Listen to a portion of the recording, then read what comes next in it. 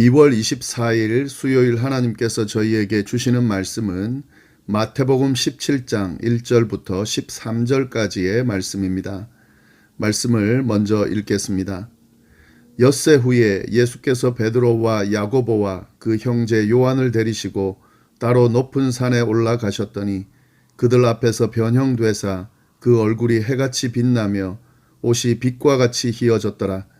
그때에 모세와 엘리야가 예수와 더불어 말하는 것이 그들에게 보이거늘 베드로가 예수께 여쭈어 이르되 주여 우리가 여기 있는 것이 좋사오니 만일 주께서 원하시면 내가 여기서 초막셋을 짓되 하나는 주님을 위하여 하나는 모세를 위하여 하나는 엘리야를 위하여 하리이다. 말할 때에 호련히 빛난 구름이 그들을 덮으며 구름 속에서 소리가 나서 이르되 이는 내 사랑하는 아들이요 내 기뻐하는 자니 너희는 그의 말을 들으라 하시는지라. 제자들이 듣고 엎드려 심히 두려워하니 예수께서 나와 그들에게 손을 대며 이르시되 일어나라 두려워하지 말라 하시니 제자들이 눈을 들고 보매 오직 예수 외에는 아무도 보이지 아니하더라. 그들이 산에서 내려올 때에 예수께서 명하여 이르시되 인자가 죽은 자 가운데서 살아나기 전에는 본 것을 아무에게도 이르지 말라 하시니 제자들이 물어 이르되 그러면 어찌하여 서기관들이 엘리야가 먼저 와야 하리이까 하나이까. 예수께서 대답하여 이르시되 엘리야가 과연 먼저 와서 모든 일을 회복하리라. 내가 너희에게 말하노니 엘리야가 이미 왔으되 사람들이 알지 못하고 임의로 대우하였도다. 인자도 이와 같이 그들에게 고난을 받으리라 하시니 그제서야 제자들이 예수께서 말씀하신 것이 세례 요한인 줄을 깨달으니라. 아멘. 오늘 본문 말씀은 예수님의 모습이 변하게 된 변화산 사건에 대한 내용을 담고 있습니다. 이 변화산 사건은 예수님께서 베드로의 신앙 고백을 들은 후에 그 고백 위에 교회를 세우시겠다 말씀하시고 그리고 처음으로 그의 고난 사역, 십자가 사역에 대해서 언급한 후에 일어난 사건입니다.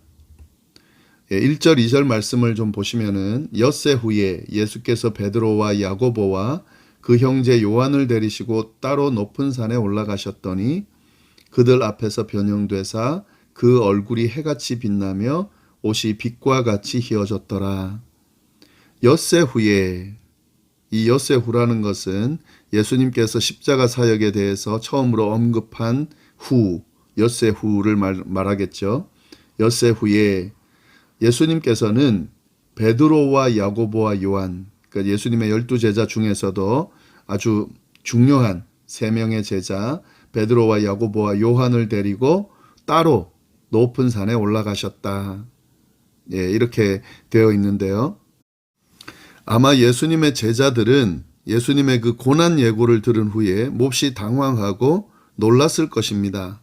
이에 대해서는 베드로의 그 행동을 보면서 우리가 충분히 추측할 수 있는데 예수님의 고난 예고, 예수님이 고난받고 그리고 죽음을 당하고 그 다음에 부활하실 것이라고 한 그 이야기를 들은 후에 베드로는 안 된다고, 그럴 수 없다고 예수님을 말리는 걸 넘어서서 야단을 치면서 그렇게 말립니다.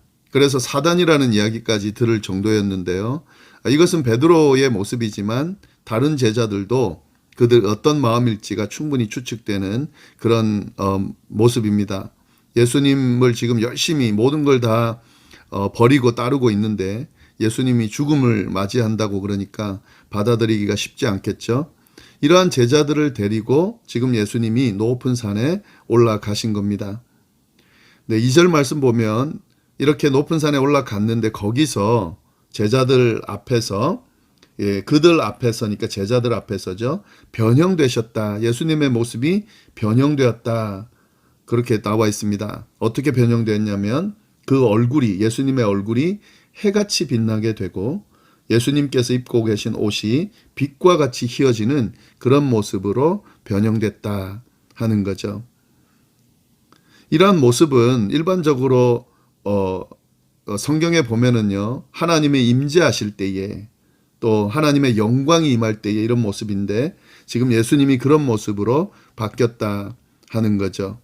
예수님께서 영광으로 가득 찬 그런 모습으로 변화되었다 하는 겁니다. 이 모습은 정말 특별한 존재임을 드러내고 있습니다. 예수님께서 정말 특별한 존재였다는 사실이 드러나고 있는데요.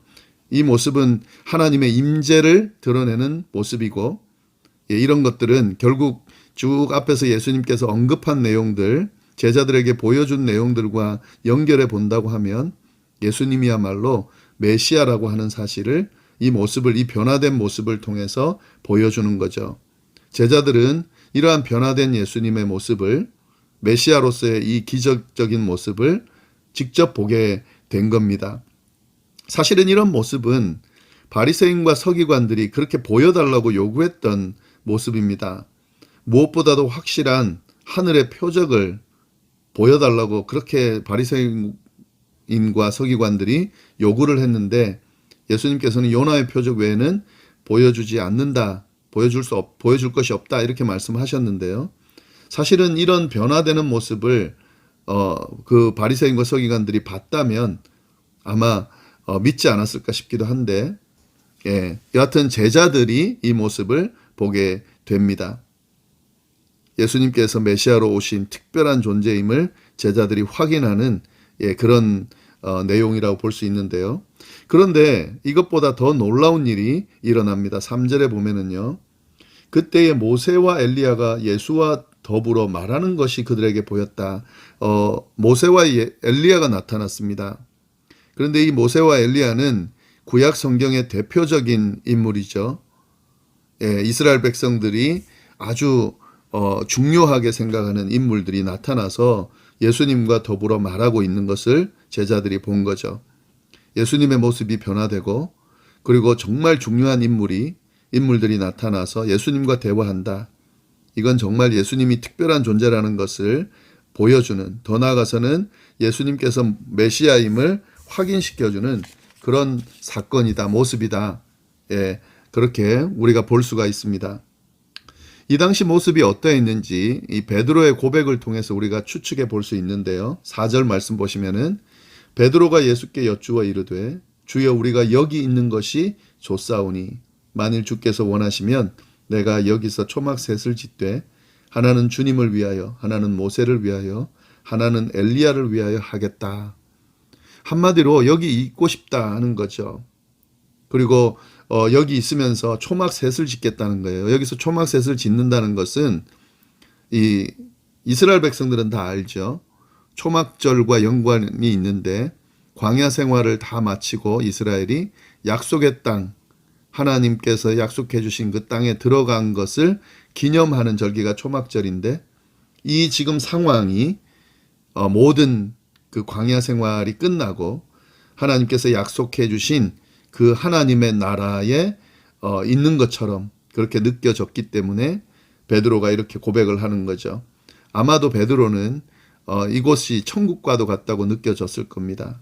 영광이 비치고, 그리고 모세와 엘리야가 대화하는 이 장면이 천국과도 같다고 느껴지는 그런 상황이었기 때문에 베드로는 여기서 머물고 싶어 한다고 볼 수가 있습니다. 그 상황이 그렇게 하여튼 엄청난 영광에 사로잡힌 모습으로 변화되었다라는 것을 알 수가 있는데요.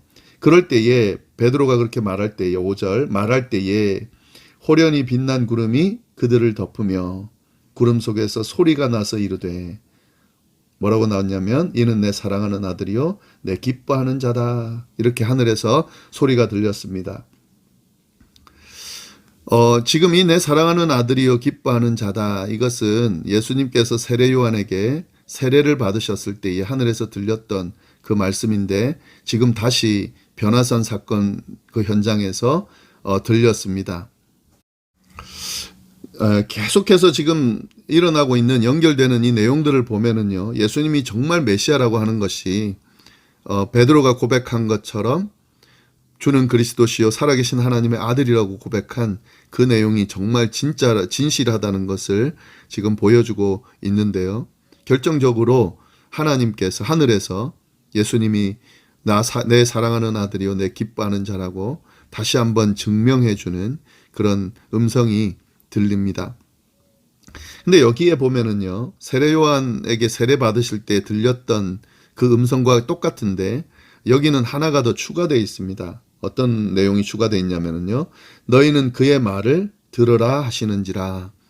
너희는 그의 말을 들으라 하는 명령이 더해지고 있는데, 이것은 제자들에게 예수님의 권세에 순복하라, 예수님을 바로 알고 메시아로 오신, 하나님의 아들로 오신 그 예수님의 존재를, 정체성을 제대로 알고 그리고 그의 명령에 순복하라고 하는 그런 내용의 음성이 들렸습니다. 그러니까 예수님이 누구신지를 명확하게 알려주고 있는 거죠. 그리고 그 예수님의 명령에 따르라, 그 예수님을 따르라, 예수님께서 하시는 그 말씀에 순종하라고 이야기해 주고 있는 거죠. 베드로가 고백한 그 고백의 내용이 더 명확해지고 있습니다. 그리고 특별히 이 고난과 부활에 대해서 언급하신 예수님의 그 말씀이 더 명확해지고 있습니다. 이제 본격적으로 십자가의 길, 그 십자가 사명의 길, 공생의 그 길을 이제 걸어가시는 예수님의 모습이 드러나고 있습니다. 그러니까 그 길을 예수님이 걸어갈 때에 그를 정확하게 인지하면서 따르라고 지금 명령하고 있는 거죠. 근데 여기서 알 수 있는 것은요, 영광의 자리에서 이 음성이 들렸다 하는 거죠. 영광스럽게 변한 현장에서 천국과도 같은 그런 느낌을 주는 곳에서 이 음성이 들렸다 하는 겁니다.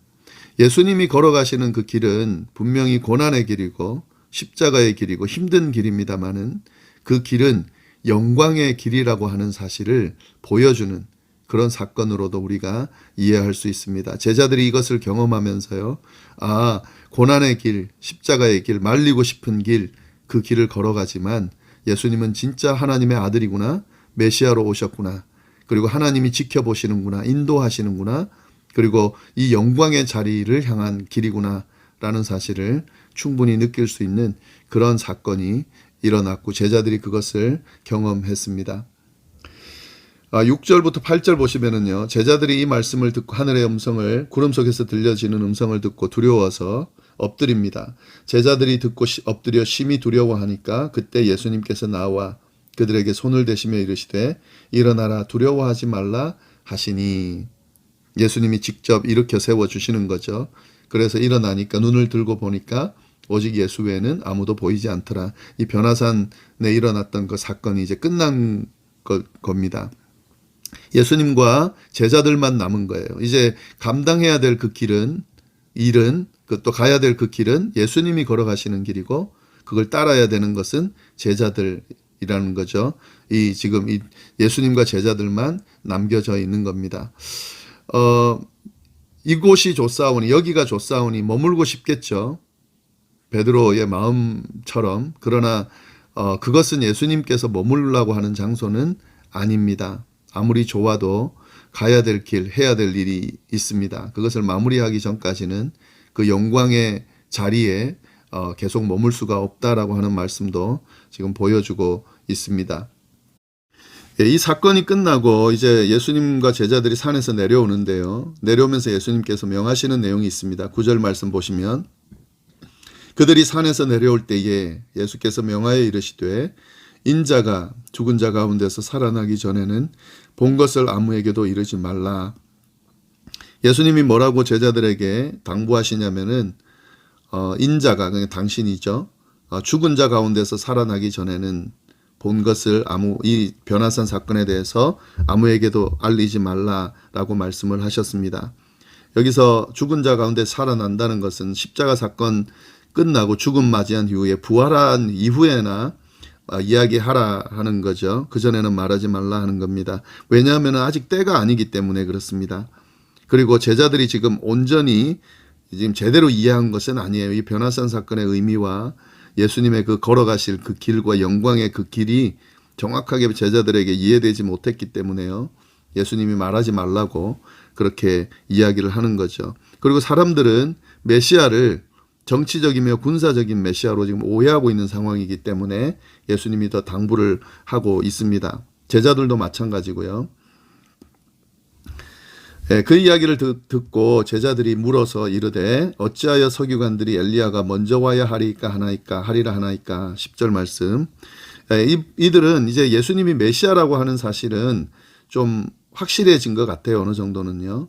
그런데 사실 메시아가 온다고 그러면 그 전에 엘리야가 먼저 와야 된다는 것을 알고 있어요. 성경에는 계속 약속의 말씀이 그렇게 되어 있거든요.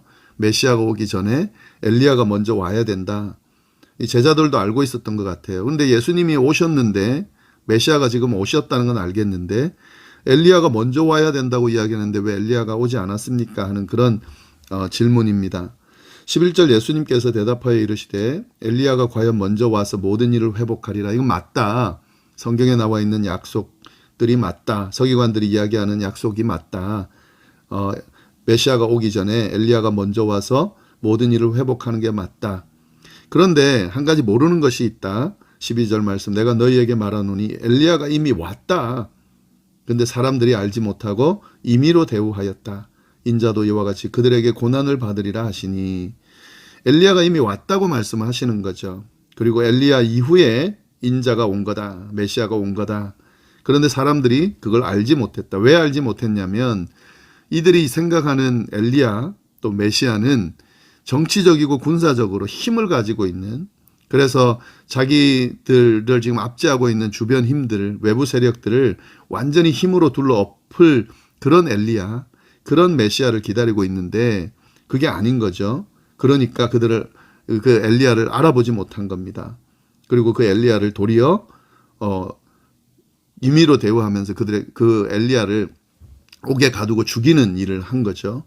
마찬가지라는 거죠. 인자도 메시아도 그렇게 사람들이 대접할 거다. 왜냐하면 그들이 생각하는 그런 메시아의 모습과는 다르기 때문에 그 이야기를 해주는 겁니다.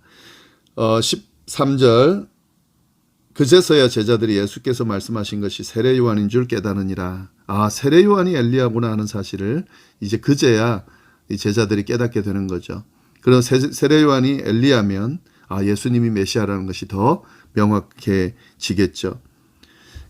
오늘 변화산 사건에 일어난 그 사건 내용과 의미를 좀 살펴봤는데요.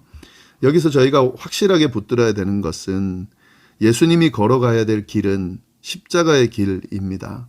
이 십자가의 길을 거쳐야만이 영광의 길로 갈 수가 있다 하는 거죠. 그리고 거꾸로 이 십자가의 길은 영광의 길입니다.